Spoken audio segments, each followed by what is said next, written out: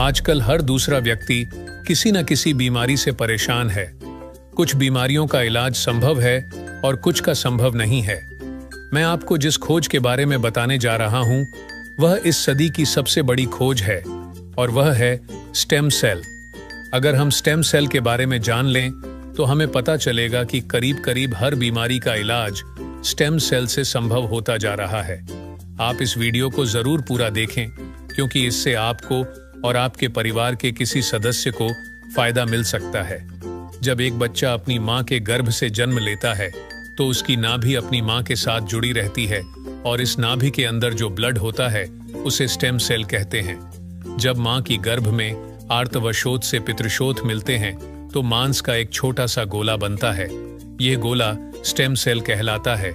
जैसे ही यह गोला बढ़ता है, उससे बच्चों के हाथ, पैर, आंखें, कान, नाक जैसे अंग बनते हैं। इसी प्रकार दिल, किडनी, लीवर, आंत और बाकी सभी अंगों का निर्माण स्टेम सेलों से होता है।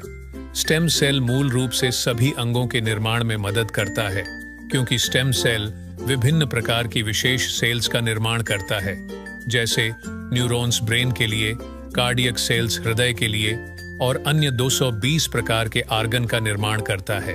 अगर हम इस नाभि और इसके अंदर के ब्लड यानी स्टेम सेल्स को संभाल कर रखें तो आने वाले 25-30 साल तक बच्चों को गंभीर बीमारियों से बचाया जा सकता है।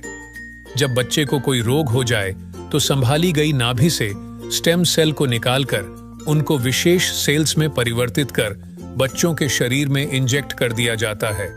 इससे बच्चों के शरीर के अंदर के संबंधित सेल्स की सभी बीमारियां जड़ से समाप्त की जा सकती हैं। लेकिन इस नाभि को ब्लड बैंक की तरह संभालने और पुनरारोपण का खर्च बहुत अधिक होता है, जिसे हर कोई अफोर्ड नहीं कर सकता।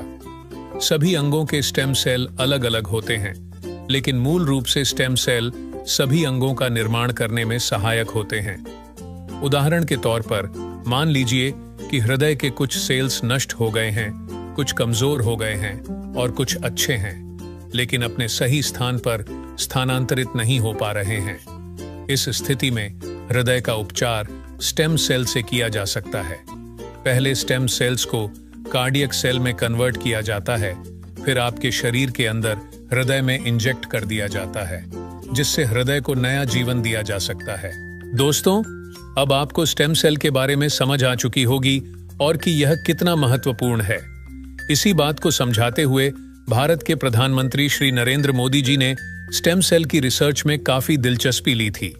आप गूगल पर सर्च करके देख सकते हैं। और साथियों, जो स्टेम सेल मां की नाभि के अंदर होते हैं, ठीक वैसे ही कुछ स्टेम सेल फलों में भी पाए गए हैं। यह स्टेम सेल किसी भी इंसान के ऊपर मां के स्टेम सेल की तरह ही काम करते हैं और इसका प्रयोग करके हम किसी भी बीमारी को नष्ट कर सकते हैं। यह स्टेम सेल स्विट्जरलैंड के एक वैज्ञानिक डॉक्टर फ्रेड जूली ने हरे सेब और लाल अंगूरों के अंदर से खोजे हैं, जो स्विट्जरलैंड की विशेष प्रजातियों के अंदर पाए जाते हैं। इस सेब के स्टेम सेल को मालिस डोमेस्टिका और अंगूर के स्टेम सेल को सोलरविट्स कहते हैं।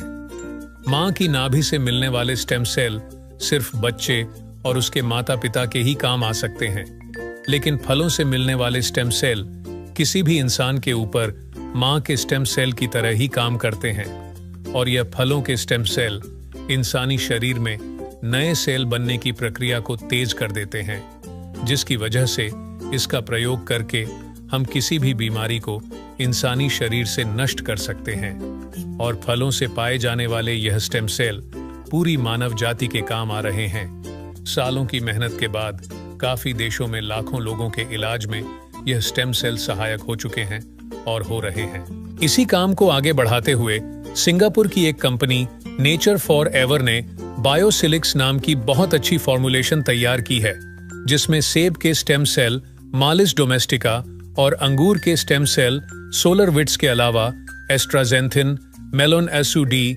Coenzyme Q10, blueberry, strawberry, blackberry और भी बहुत अच्छे एक्टिव इंग्रेडिएंट्स डाले गए हैं, जो प्रोडक्ट की इस फॉर्मुलेशन को बहुत ही शानदार बनाते हैं। जो कोई भी इस प्रोडक्ट को इस्तेमाल करता है, उसकी हेल्थ बहुत तेजी से सुधरेगी। इस प्रोडक्ट की फॉर्मुलेशन बहुत ही शानदार और अत्यधिक प्रभावी है। खुद को और अपने परिवार को क्रोनिक बीमारियों से बचाने के लिए बायोसिलिक्स का इस्तेमाल जरूर करें और इस जानकारी को अपने सभी दोस्तों और रिश्तेदारों से जरूर साझा करें। धन्यवाद।